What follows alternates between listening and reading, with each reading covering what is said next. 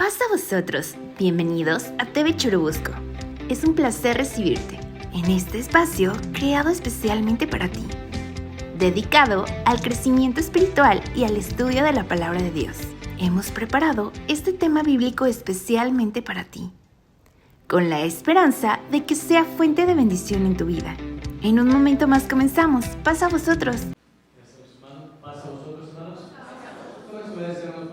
Este día de sábado quisiera platicar con ustedes acerca de un lugar que existió en el pueblo de Israel, una forma de llevar el líquido que nos hace que tengamos vida, que es el agua, y que lo va a narrar la Biblia, hermanos, en esta parte que les voy a platicar. Pero también la importancia de un lugar como este. Vamos a abrirlo, hermanos, y comenzamos con esto.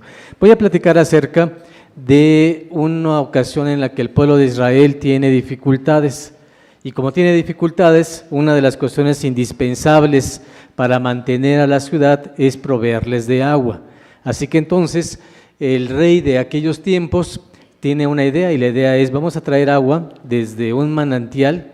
Ese manantial tiene el nombre de Gihón, y ahí entonces poder llevar agua dentro de la ciudad.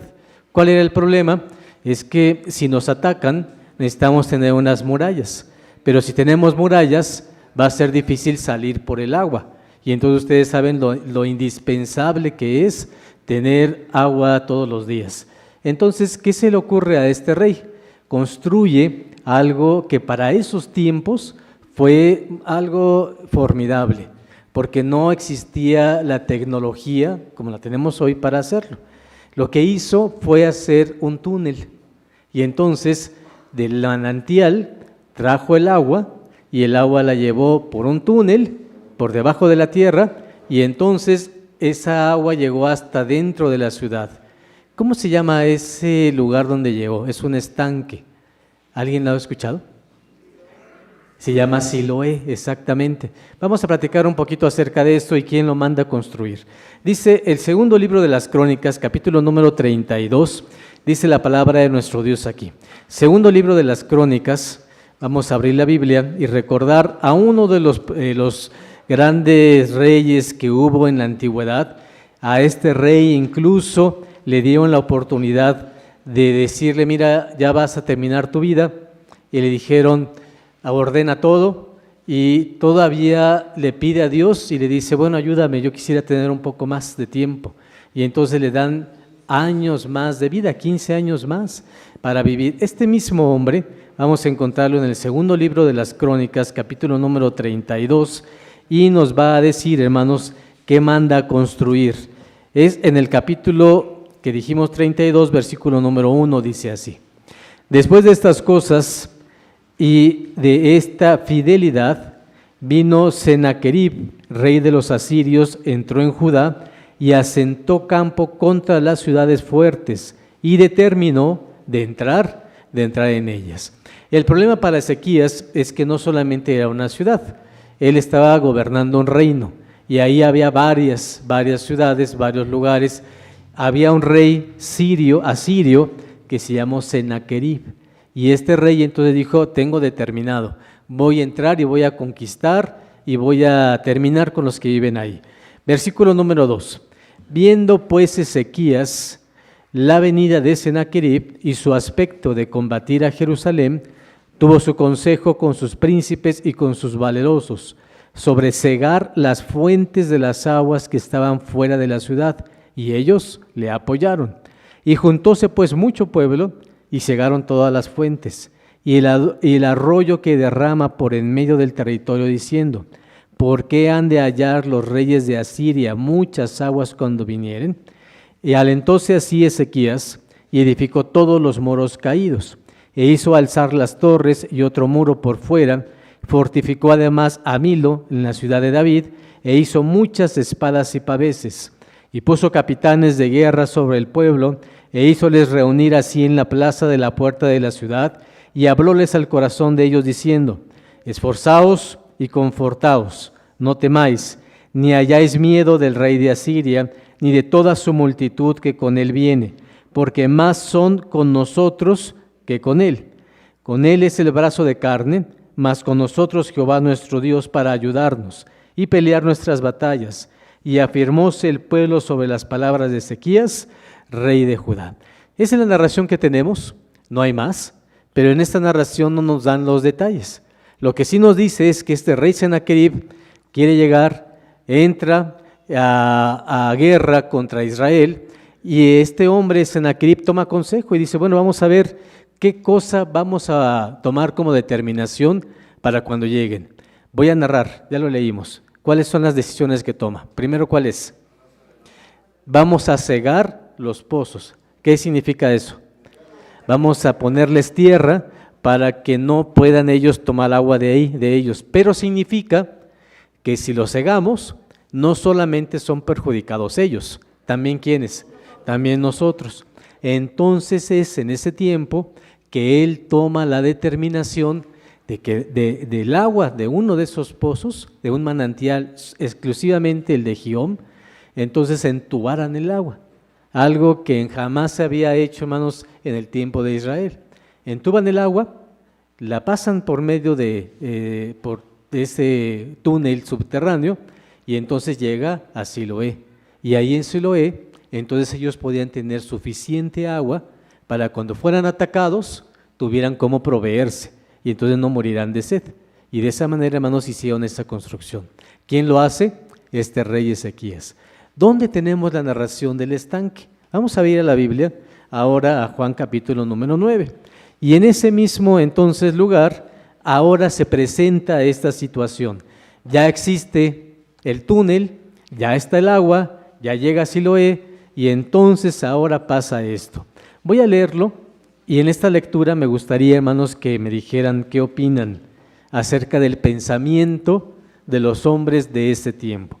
Y vamos a ver también la importancia de Jesús, en particular utilizando este estanque. Capítulo número 9 de Juan, dice en el versículo número 1. ¿Estamos ahí, hermanos? Dice el verso número 1. Y pasando Jesús, vio un hombre ciego desde su nacimiento. Y preguntáronle sus discípulos diciendo, Rabí, ¿quién pecó? ¿Este o sus padres? Para que naciese ciego. La primer parte de la historia que vamos a ver de este estanque de Siloé es el contexto. Antes de llegar al estanque, ve Jesús a una persona, ¿en qué condiciones? Ciego. Y entonces esta persona tiene, por parte de los discípulos, tienen una opinión. Y quisiera, hermanos, que ustedes me dijeran qué opinan acerca de esto. ¿Qué opinan de la opinión de ellos? Ellos vieron al ciego y ¿qué se preguntaron? Ellos pensaban que si estaba ciego era por causa de ¿qué? De un pecado. ¿Por qué tenían ese concepto, hermanos? Hasta la fecha, alguien, hermanos, puede decir, incluso nos pasa, cuando uno está enfermo no queremos decir que estamos enfermos. En ocasiones decimos, no, mejor que no sepa la iglesia, porque si saben que estoy enfermo, ¿qué puede ocurrir? Van a pensar que estoy enfermo porque he hecho algún pecado. No lo solamente pasaba en aquellos tiempos, en estos tiempos, pasaba también en aquellos tiempos, y decían, ellos no dudaban que había pecado. ¿Cuál era su duda? ¿Quién? No el pecado en sí, sino quién fue el que originó el pecado. Vean, lo voy a releer el verso. Rabí, ¿quién pecó? No tenían duda que había pecado, ellos pensaban que estaba ciego por el pecado. Y dicen, ¿quién pecó? ¿Este o sus padres para que naciese ciego? Así que entonces la idea era, miren nada más qué tipo de pensamientos. Díganme quién pecó. O él o sus padres. ¿Y a quién le preguntan? A Jesús, al Maestro. A ver, hermanos, de este lado. ¿Por qué pensaban eso? Mi hermano Rafael, ¿por qué la gente pensaría que una enfermedad fuera causa de un pecado? Sí, hermano. Como vienen los mandamientos, sí. La maldición generalmente viene de arriba, sí. de los pecados de nuestros ancestros. Sí. Entonces, en ese sentido es importante romper con todo eso, porque si no, a veces dice la Biblia que la maldición no viene sin causa. Exacto. Pero cuando el antecesor, no sabemos qué hicieron nuestros antepasados, Ajá. pero sí podemos romper eso en el nombre bendito de Cristo Jesús. Bueno, buena respuesta de mi hermano, ¿verdad? ¿Qué nos dice nuestro hermano Rafael? ¿Por qué pensaban eso? ¿Dónde lo habían leído? Es que aquí en los mandamientos sí nos dice. ¿Qué nos dice el mandamiento? Mira, si te portas bien, qué bueno, pero si te portas mal, ¿qué va a ocurrir? Vas a tener maldición hasta tercera y qué más, hermanos, y hasta cuarta generación. Entonces había una forma de pensar en la que se decía, pues el mandamiento, el pecado se hereda, y entonces es por eso que pasa eso. Ya con el tiempo, nosotros hemos aprendido, y la Biblia también lo nos dice, hay un texto donde nos explica claramente, el papá no puede heredar el pecado al hijo o a la hija, ni la mamá a los hijos. ¿Dónde está ese verso? ¿Lo han leído, no, hermanos? Dice la Biblia, hermanos, que entonces cada quien debe de pagar por los pecados personales. ¿Dónde estaba mi hermano Mauro?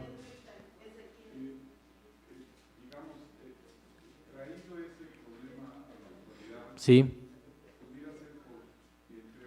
Por dos razones básicas. Primero, por razón genética, Sí. y o por alguna infección que hayan tenido sus padres. Eso pudo haber provocado la ceguera. Sí, miren, tenemos otro concepto, ¿verdad? Que es muy interesante. Y otra forma de verlo sería, a ver, ¿quién pecó? Y entonces pensarían, es que es hereditario. Hay cosas que se pueden heredar. Por ejemplo, hay enfermedades hereditarias, ¿o no es así? Hay cosas que se heredan. Hay situaciones en nuestros genes que desde nuestros padres los tenemos y somos más propensos a una enfermedad, incluso, hermanos, en un porcentaje mucho mayor de lo que una persona normal que sus padres no sean así tendrían. Pero mi hermana Iris, ¿la ceguera se puede heredar?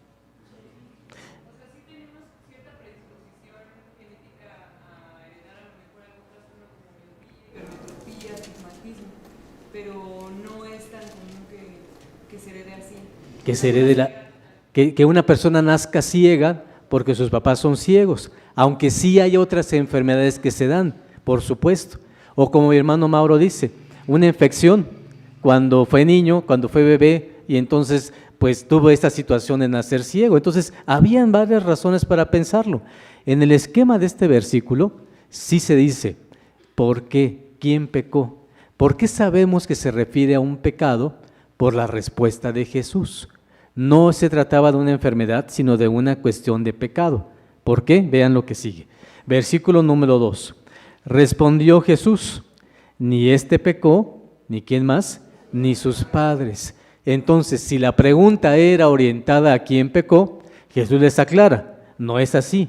¿Qué más dice el versículo? Vamos a leer, más para que las obras de Dios se manifiesten en él. Ahora viene entonces una pregunta que para nosotros debe ser algo, hermanos, a meditar, a reflexionar. ¿Quiere decir entonces que ese ciego que estaba ahí fue ciego desde su nacimiento porque tuvo que esperar hasta que Jesús cumpliera 30 años y que entonces Jesús pasara, llegara, iniciara su ministerio y este joven pudiera ser sano? ¿Fue predestinado para eso? Estaba puesto por Dios y Dios le dijo, tú vas a nacer ciego porque te va a tener que sanar Jesús. ¿Qué opinan? Mi hermano Ricardo, ¿no puede ser así? Y entonces el verso, como lo explicamos, cuando dice, ni éste pecó, ni sus padres, más para que las obras de Dios se manifiesten en él. Y a nosotros, ¿qué aprendemos de la Biblia? Muchas ocasiones la Biblia tiene un lenguaje que parece que nos da a entender una cosa, pero el lenguaje es metafórico, figurado, retórico, y aquí lo que nos dice la Escritura es que Jesús aprovecha la circunstancia de que está ciego. No nació ciego para que Jesús lo sanara, sino que Jesús aprovecha la circunstancia y que lo que nos dice es, el Hijo de Dios puede abrir dos cosas importantes, la vista física y ¿qué otro tipo de vista? La vista espiritual. Y entonces, hermanos, Por eso es tan importante Jesús. Hagan un paréntesis aquí y vamos a abrir nuestra Biblia en Lucas. Dice la palabra de nuestro Dios en Lucas capítulo número 4. Dice la Escritura de la siguiente manera. Capítulo número 4 de Lucas, en el versículo número 14 dice así: y Jesús volvió, dice el versículo, en virtud del Espíritu a Galilea, y salió la fama de él por toda la tierra de alrededor, y enseñaba en las sinagogas de ellos, era glorificado de todos. Y vino a Nazaret, donde había sido criado, y entró conforme a su costumbre el día de sábado en la sinagoga, y se levantó a leer. Y fuele dado el libro del profeta Isaías, y como abrió el libro, halló el lugar donde estaba escrito: el Espíritu del Señor es sobre mí, por cuanto me ha ungido para dar buenas nuevas a los pobres. Me ha enviado para sanar a los quebrantados de corazón, para pregonar a los cautivos libertad. ¿Y para qué más? Y a los ciegos darles vista. ¿Dónde estaba escrito esto? En el libro, dice aquí arriba, hermanos, ¿de qué? De Isaías. Y cuando leemos esto, dice el versículo más adelante: para poner en libertad a los quebrantados y para predicar el año agradable del Señor. Y rollando el libro, lo dio al ministro y sentóse. Y los ojos de todos en la sinagoga estaban fijos en él. Y comenzó a decirles: hoy se ha cumplido esta escritura, ¿en dónde, hermanos? En vuestros oídos. Quiere decir entonces que lo que sí estaba profetizado es que era Jesús, el Hijo de Dios, iba a venir y nos iba a dar la oportunidad de poder ver, hermanos, presenciar cómo podía sanar la vista de un enfermo y también cómo puede dar una oportunidad de ver espiritualmente a aquel que lo necesitaba. Así que por esto, hermanos, esto se cumple cuando Jesús lee el versículo y se cumple en este verso que leímos. No estaba predestinado para eso, sino que Jesús aprovecha esa circunstancia y entonces hace lo siguiente. Voy a leer con ustedes qué pasa. Versículo número 4. Conviene obrar las obras del que me envió. Entre tanto que el día dura, la noche viene cuando nadie puede obrar. Entre tanto que estuviera en el mundo, ¿cuál era su función? Ser luz. ¿De quién, hermanos? Del mundo. ¿Sí están leyendo donde yo estoy, hermanos? ¿No? Regresamos a Juan, perdónenme porque no les dije, hermanos. Regresamos a Juan capítulo número 9. Voy a leer ahora el versículo número 4. Hicimos un paréntesis, regresamos a Juan y Juan dice en el 4: conviene obrar las obras del que me envió, entre tanto que el día dura. La noche viene cuando nadie puede obrar. Versículo 5: entre tanto que estuviere en el mundo, ¿qué pasa, hermanos? Luz soy del mundo.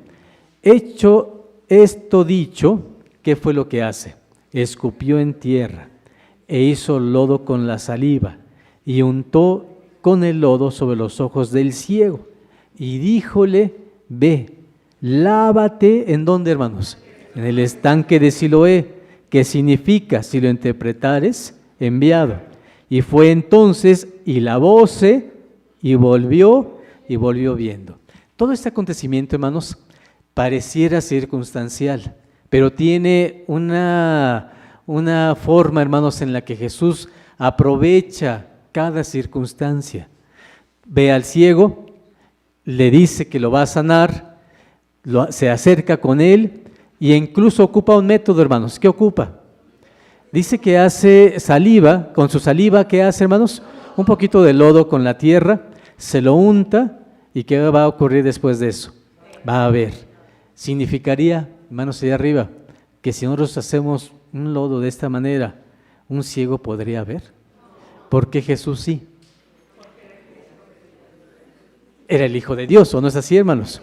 Mi hermano Ramírez pudo haber dicho, mira, así como a otros, en este instante, una vez tuvo la oportunidad de que alguien, sin que él siquiera supiera, lo tocó de su manto, de su vestido, y hermanos, en ese momento esa mujer se sanó.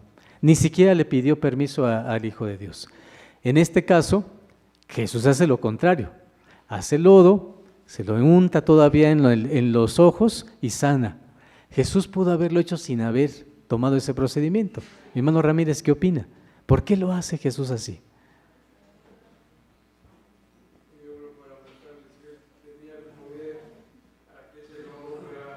Por decirlo de algún modo, Era el remedio. Era un remedio. Lo hizo Jesús y él tenía el poder para que su saliva con la tierra pues fuera... ¿Era santa la saliva de Jesús? ¿No? ¿O sí? Pero sí. ¿O no? Además venimos de la tierra, hermano. Era el poder de Jesús. Sí, el poder por supuesto que tenía. Fíjense, hermanos, cómo este tipo de cosas son interesantes para platicar, porque entonces podríamos decir, ¿quiere decir entonces que Jesús, su saliva era medicinal? Nosotros lo entendemos de la siguiente manera. No estaba en el proceso que ocupa Jesús con la tierra. Lo que hace es la segunda parte del proceso. En la segunda parte del proceso, ¿qué le pide al ciego? Que se lave.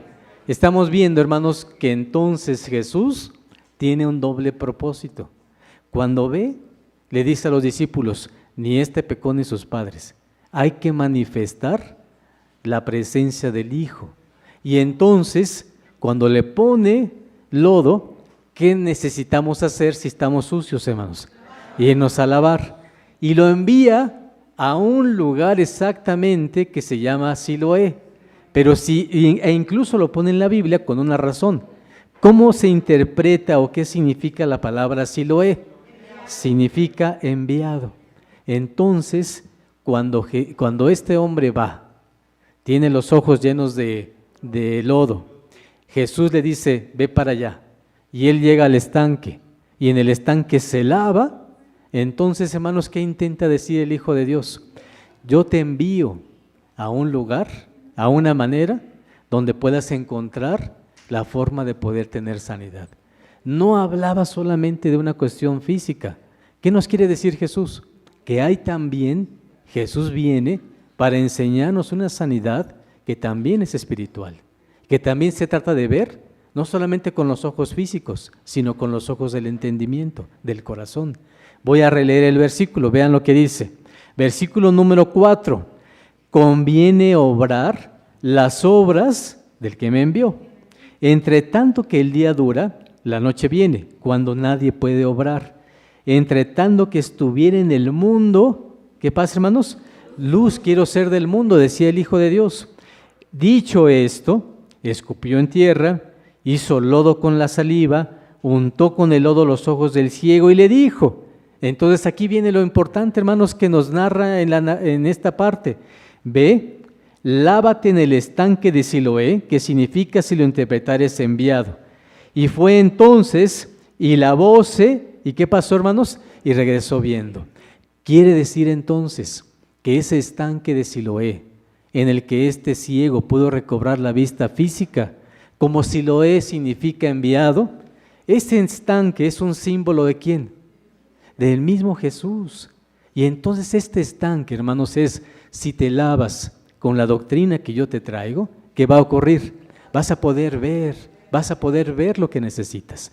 Por eso la Biblia, hermanos, nos narra que Jesús lo hizo de esa manera para darnos a entender que su doctrina, no solamente, hermanos, la cuestión física, sino también la situación espiritual, Dios está ahí para podernos dar la vista que requerimos. Seguimos leyendo, dice el versículo, dice el siguiente, número 8. Entonces los vecinos y los que antes le habían visto que era ciego decían, ¿no es este el que se sentaba y mendigaba? Unos decían, este es, y otros, a él se parece. Y él decía, ¿qué pasa, hermanos? Siempre va a haber opiniones diferentes, ¿o no es así? ¿Qué decían unos? Sí, es él, yo lo vi, es él. Pero otros decían, no, pues que se parece, pero no estoy tan seguro si sea o no sea. Pero él, que constataba, ¿qué decía? Perfectamente, yo soy. Y dijéronle, ¿cómo te fueron abiertos los ojos? Y respondió él y dijo, el hombre que se llama Jesús hizo lodo y me untó los ojos y me dijo, ve al Siloé y lávate. ¿Qué pasó? Y fui y me lavé, y hasta que me lavé, ¿qué pasó, hermanos? Y recibí la vista. Vean entonces el proceso. La intención de Jesús es, te pongo lodo, porque tienes que ir a lavarte, hasta que te lavas, es como vienes y regresas viendo. Y entonces este proceso es el que quería mostrar Jesús. Siguiente parte del versículo. Entonces le dijeron, ¿dónde está aquel? Y él dijo, no sé. Llevaron a los fariseos al que antes había sido ciego. Y era sábado cuando Jesús había hecho el lodo y le había abierto los ojos. Y volviéronle a preguntar también los fariseos de qué manera había recibido la vista. Y él les dijo, púsome lodo sobre los ojos, ¿y qué pasó? Y me lavé y veo. Entonces unos de los fariseos decían, este hombre no es de Dios, porque no guarda el sábado. Otros decían, ¿cómo puede un hombre pecador hacer estas señales? Y había disensión entre todos ellos. Mi hermana Marena, ¿qué le ocurría a los fariseos? Tenían dos posturas al menos, había muchas, pero de estas dos que están en la Biblia, uno decía, este hombre no es de Dios porque no guarda el sábado. ¿Por qué lo acusaban de eso? Sí, era una obra. Entonces, mi hermana Marena. Exacto. Nosotros decían, pero pues ¿cómo pudo sanarlo? Eso no puede ser un pecado, ¿no? O sea, era Había contradicción entre ellos. Entonces lo primero es, ¿cómo puede, dice el versículo que estamos leyendo, número 16, este hombre no es de Dios porque no guarda el sábado?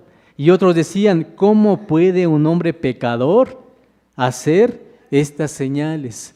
Porque entonces, imagínense, para nosotros es algo que en nuestras fechas debería de ser un verdadero milagro.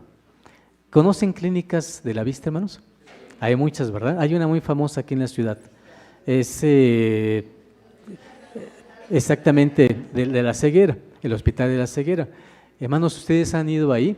La cantidad de personas que van, de todos los tipos, de todos los recursos, y hermanos, hacen el máximo trabajo que pueden por recobrar la vista. Pero ellos mismos, con todo el estudio que tienen, después pueden decir, ¿sabes qué? Por más que yo pueda o yo quiera, la verdad es de que ya no hay manera, vas a perder la vista en algún momento.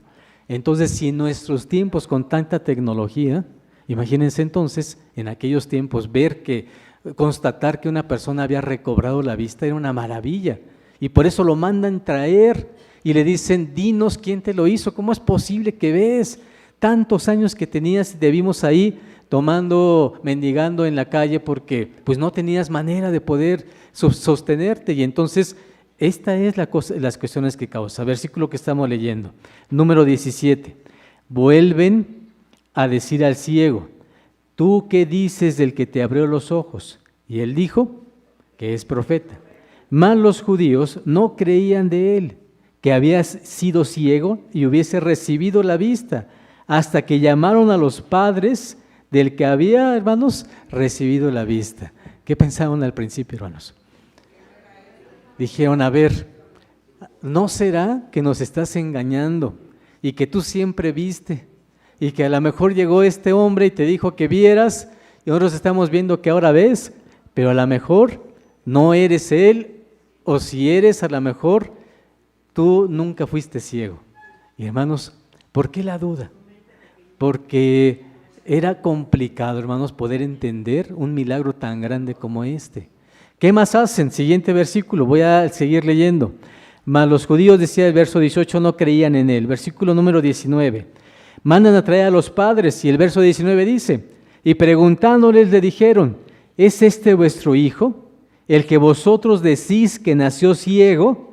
Siguiente pregunta, ¿cómo pues ve ahora? Respondiéndole sus padres y dijeron, sabemos que este es nuestro hijo. ¿Qué también sabemos? Sabemos que nació ciego, mas ¿cómo ve ahora? No sabemos. ¿O quién le haya abierto los ojos? Nosotros no lo sabemos. Él tiene edad, preguntadle a él hablará de sí. Esto dijeron sus padres porque también, ¿qué ocurría con ellos? Tenían miedo de los judíos, porque ya los judíos habían resuelto que si alguno confesare ser él el Mesías, fuera fuese fuera de la sinagoga. Por eso dijeron sus padres: edad tiene, preguntadle a él. Así que volvieron a llamar al hombre que había sido ciego y dijéronle: da gloria a Dios. Nosotros sabemos que este hombre, ¿qué cosa es? Es pecador.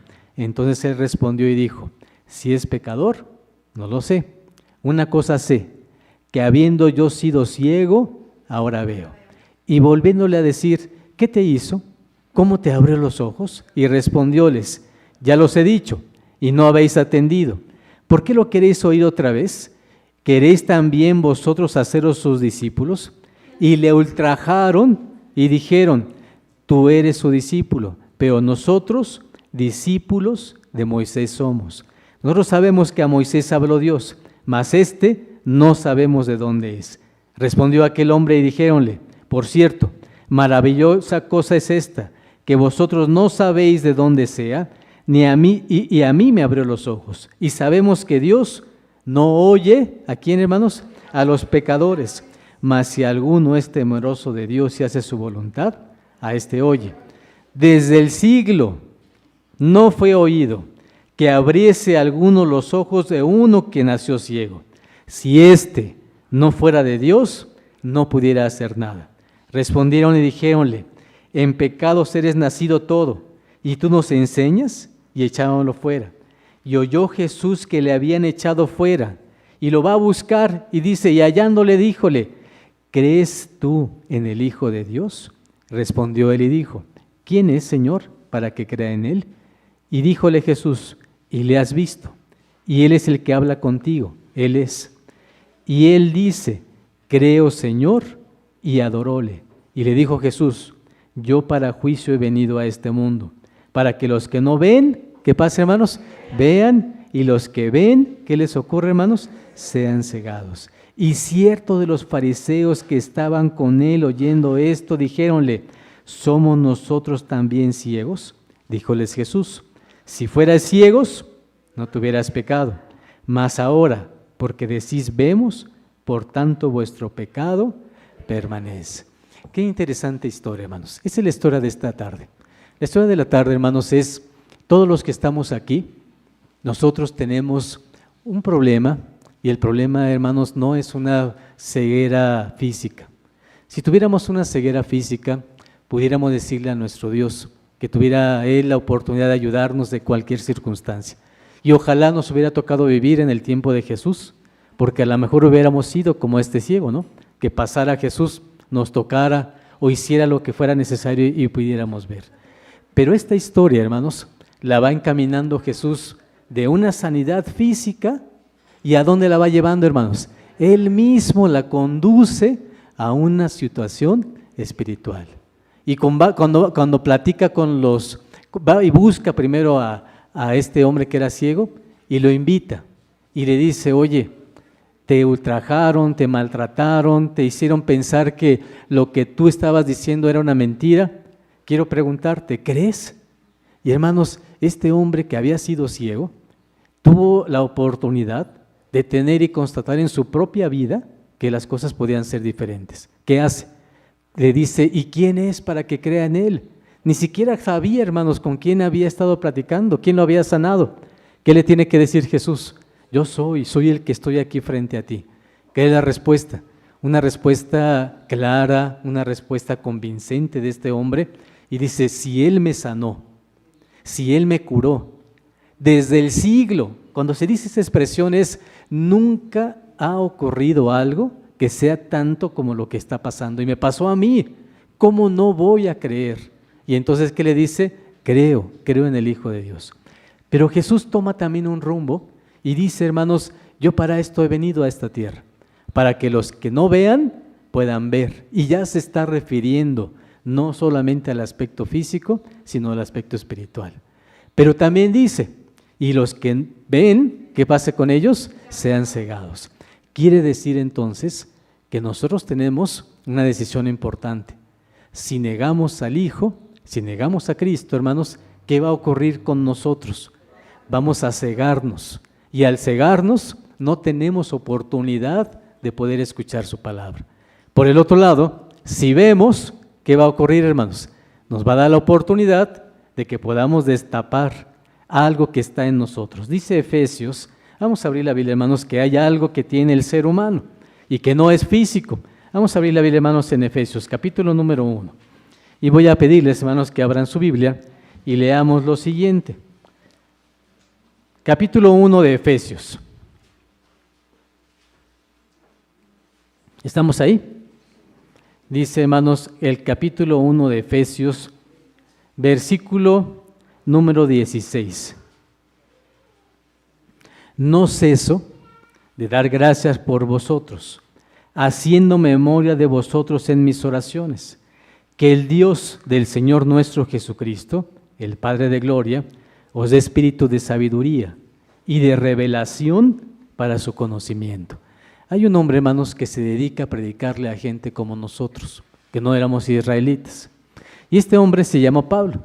Y Pablo le escribe a los Efesios y le dice, no ceso, no paro, no me detengo de dar gracias porque ustedes han recibido la palabra. ¿Qué más dice? Haciendo memoria para que no se les olvide lo que Dios ha hecho por cada uno de ustedes. Y lo tengo presente en mis oraciones. ¿Qué cosa es lo que pedía el apóstol Pablo? Versículo número 18. Decía, alumbrando los ojos de vuestro entendimiento, para que sepáis cuál sea la esperanza de su vocación y cuáles las riquezas de la gloria de su herencia en los santos, y cuál aquella supereminente grandeza de su poder, para que con nosotros los que creemos, por la operación de la potencia de su fortaleza. La gran diferencia, hermanos, que quería Jesús mostrar en este momento es, este ciego que está aquí, voy a tomarlo porque Dios me lo ha puesto en el camino para mostrarle al mundo que soy capaz de hacer una maravilla de ese tamaño. Hermanos, no se necesitó que fuese un cirujano o que fuera un oftalmólogo con todas las profesiones que pudieran funcionar para operar de esa manera, sino simplemente con el hecho de decir, ve y lávate, toma la oportunidad, ve y lávate en el estanque de Siloé. Y entendiendo esto, hermanos, este hombre va y lo hace. Y hermanos, maravillado regresa y dice, ¿qué me ocurrió? Estoy con la vista puesta.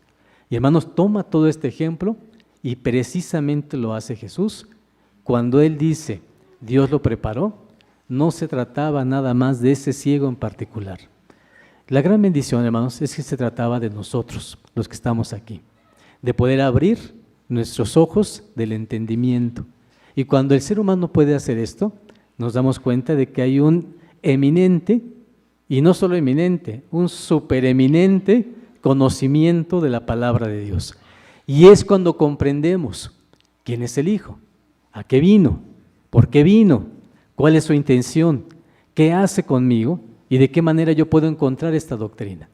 Para finalizar la plática, la predicación del día de hoy, voy a recordarles que esto, que es una maravilla que es ver, puede durar poquito o puede durar mucho en ustedes. Depende de cada uno de nosotros. Esta manera de ver y de alumbrar nuestros ojos del entendimiento puede durarnos toda la vida y tener claridad de lo que somos, o puede durarnos unos cuantos años o nos puede durar unos cuantos días. Depende de quién, de nosotros. Depende de lo como queramos que pase. La parábola es con esta terminamos. Dice Mateo, vamos a abrir la Biblia, hermanos, en el capítulo número 25. Y dice la palabra de nuestro Dios en el versículo número 1. ¿Estamos ahí? Dice la Escritura. Entonces, el reino de los cielos será semejante a 10 vírgenes, que tomando sus lámparas salieron a recibir al esposo. Esta parábola, hermanos, es una forma muy clara de ponernos a toda la iglesia. El alumbrar nuestros ojos del entendimiento es la cantidad de espíritu que tenemos en nuestro cuerpo, en nuestro ser, en nuestra mente. Es la cantidad de espíritu que tenemos. ¿Cómo lo llenamos? Lo llenamos cada vez que venimos a la iglesia. Lo llenamos cuando hacemos oración en casa. Lo llenamos cuando abrimos la Biblia en casa y aprendemos de Dios. Lo llenamos cuando venimos a la congregación. Lo llenamos, lo vamos llenando poco a poquito. Pero hermanos, aquí el ejemplo es, te alumbramos los ojos. Jesús hizo todo lo necesario. Le dijo al Padre, heme aquí para hacer tu voluntad y estoy para abrir los ojos.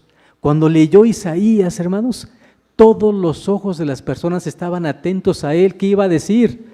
E imagínense ese momento. Cierra el libro, hermanos, y dice, hoy se ha cumplido esta palabra, esta profecía en los oídos de ustedes. ¿Qué profecía? Les voy a dar a los ciegos vista, a los quebrantados de corazón, a los que tienen algo que no los deja, hermanos, vivir y que tienen esa situación interna. A eso vengo. Y hermanos, ya que lo tenemos, entonces Dios hace que nuestro espíritu reciba el Espíritu de Dios. Y lo recibimos con cada predicación, con cada día que venimos. Nos va llenando. Pero también dice la Biblia, ¿cuánto tiempo te va a durar? Capítulo 1 que leíamos. Entonces el reino de los cielos será semejante a 10 vírgenes, que tomando sus lámparas salieron a recibir al esposo. Y las 5 de ellas eran prudentes, y las 5 fatuas. Mi hermana Lupita, aquí adelante, ¿qué es fatuo?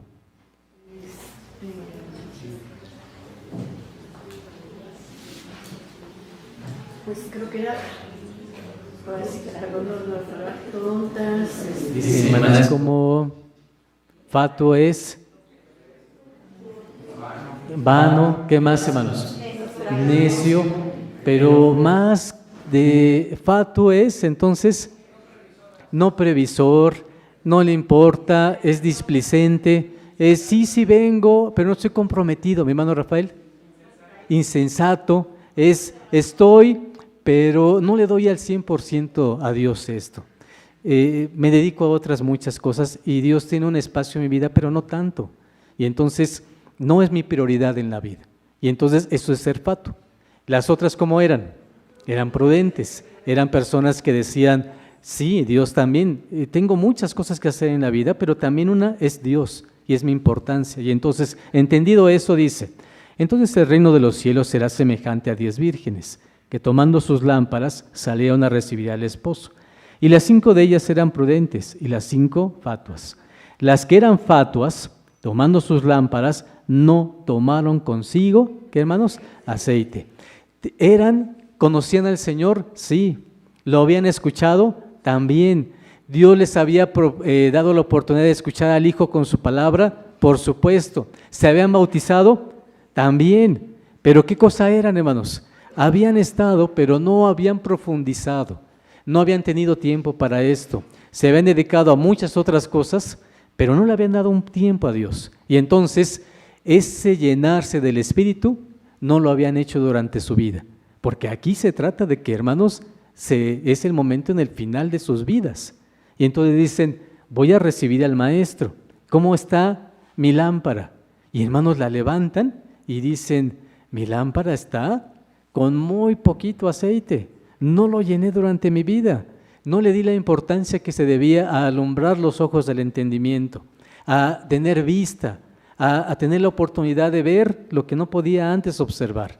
Y entonces, cuando se dan cuenta que su lámpara está por apagarse, por extinguirse, hermanos, se dan cuenta que su corazón había estado lejos de Dios, que sí habían creído, que sí habían estado, que sí habían tenido la oportunidad, pero que no habían dado el tiempo suficiente a esto. Y entonces dice, las que eran fatuas, tomando sus lámparas, no tomaron consigo aceite, mas las prudentes tomaron aceite en sus vasos, juntamente ¿con qué?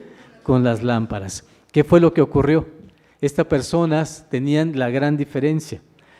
Unas habían llenado su lámpara de aceite, pero como eran previsoras, ¿qué más hicieron? Se llevaron unos vasos aparte y dijeron, esta es la lámpara, está llena, pero además necesito una, ¿cómo le llamamos ahora, hermanos? Una pila de respaldo, ¿no, hermanos? Si se me va a acabar la pila del celular, ¿qué necesito? Pues necesito algo adicional. ¿Qué hicieron estas vírgenes?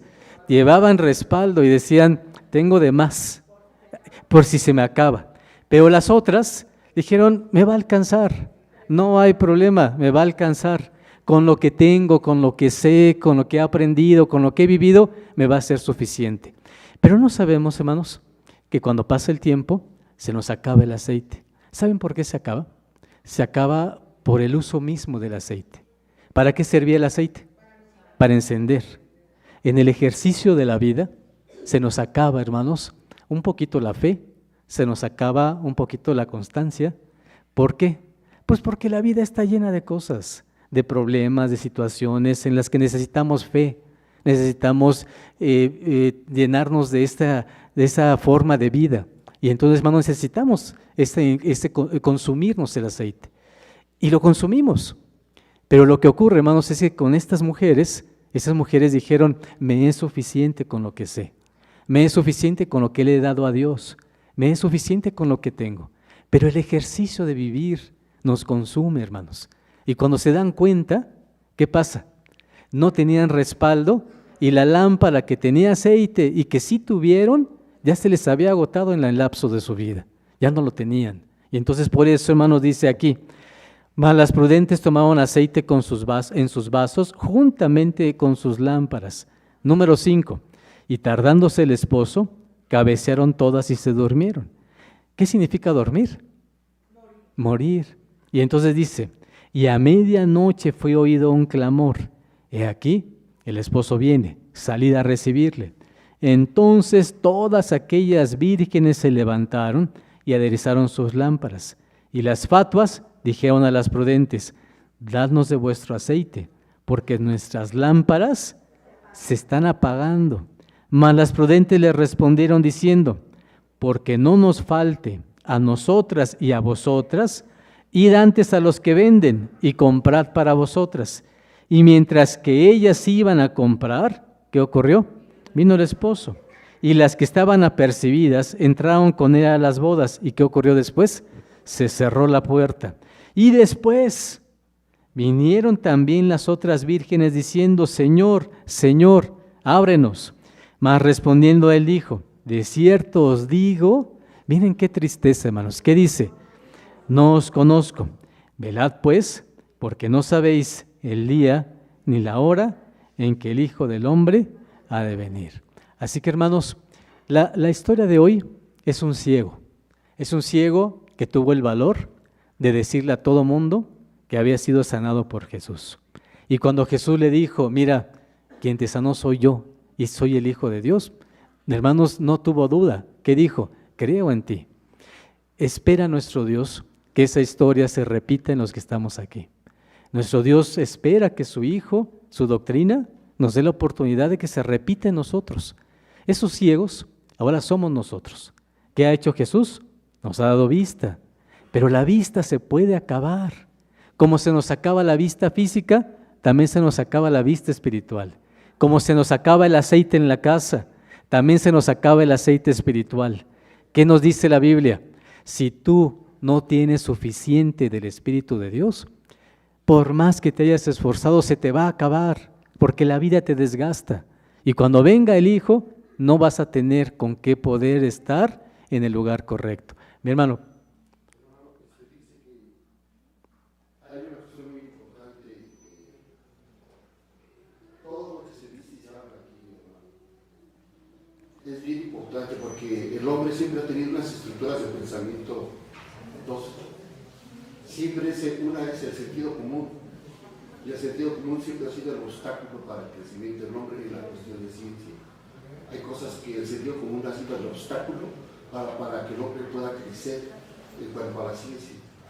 Pero la ciencia también se desarrolla con otro pensamiento que se llama el pensamiento crítico. Y el pensamiento crítico es la razón misma, es cuando el hombre piensa, busca.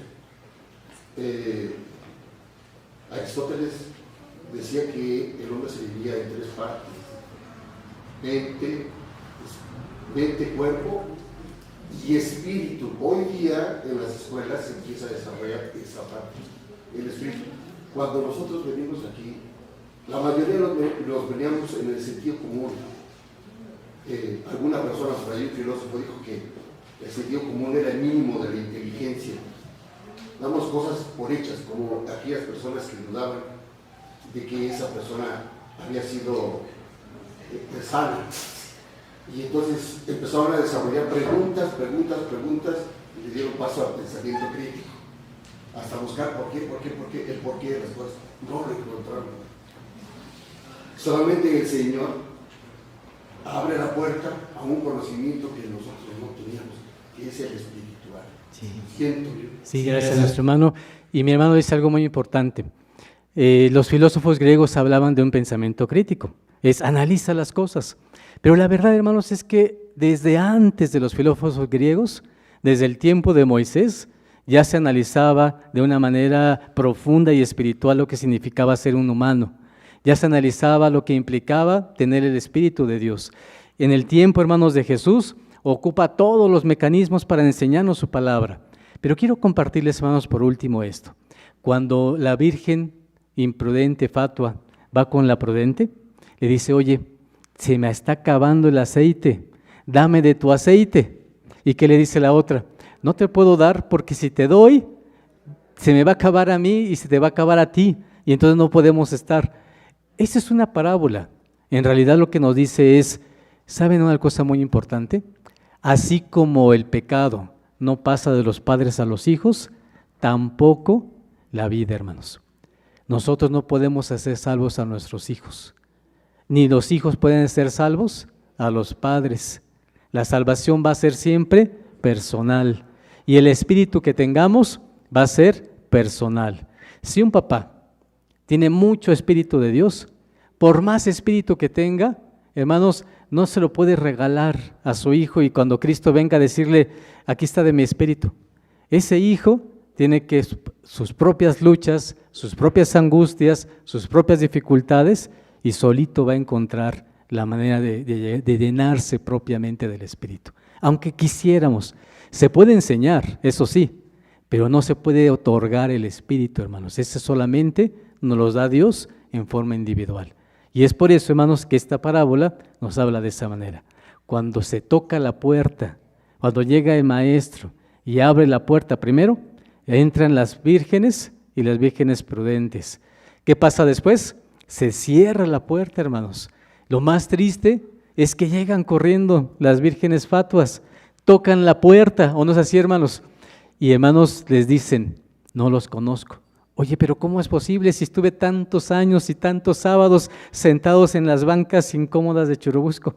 Vamos a decir, hermanos, me la pasé aquí y ¿cómo que no pude llegar? ¿Por qué, hermanos? Porque nos faltó el Espíritu. Así que el día de hoy, hermanos, nuestra plática es ese ciego que estaba ahí. Qué maravilla, hermanos, que Dios lo haya preparado. No nació ciego para que pasara ahí, sino que Jesús aprovecha la oportunidad y lo sana. Pero ahora los ciegos somos nosotros. ¿Qué necesitamos? Necesitamos ver, ¿o no es así, hermanos? Pero que nos dure nuestra vida, que en el tiempo que vivimos, que se nos desgasta el espíritu, nos podamos llenar cada vez que necesitamos. Yo una vez platicaba, hermanos, cuando uno predica, a mí me pasa, a veces ocurre, hermanos, que uno se vacía, como que el ejercicio de hacer las cosas nos vacía. Antes me sentía muy angustiado porque decía, pues es que como me siento como que dejé ir algo, ¿no, hermanos? Pero ahora me gusta porque creo que es una bendición. Cada vez que uno se vacía, ¿qué pasa? Se vuelve a llenar. Y el ejercicio de volverse a llenar es una bendición. Si se sienten vacíos en alguna circunstancia, por cualquier cosa, entonces sí, me siento vacío. ¿Qué tengo que hacer? Vuélvete a llenar. Haz que esa lámpara se mantenga prendida. Dios les bendiga, hermanos. Paz a vosotros.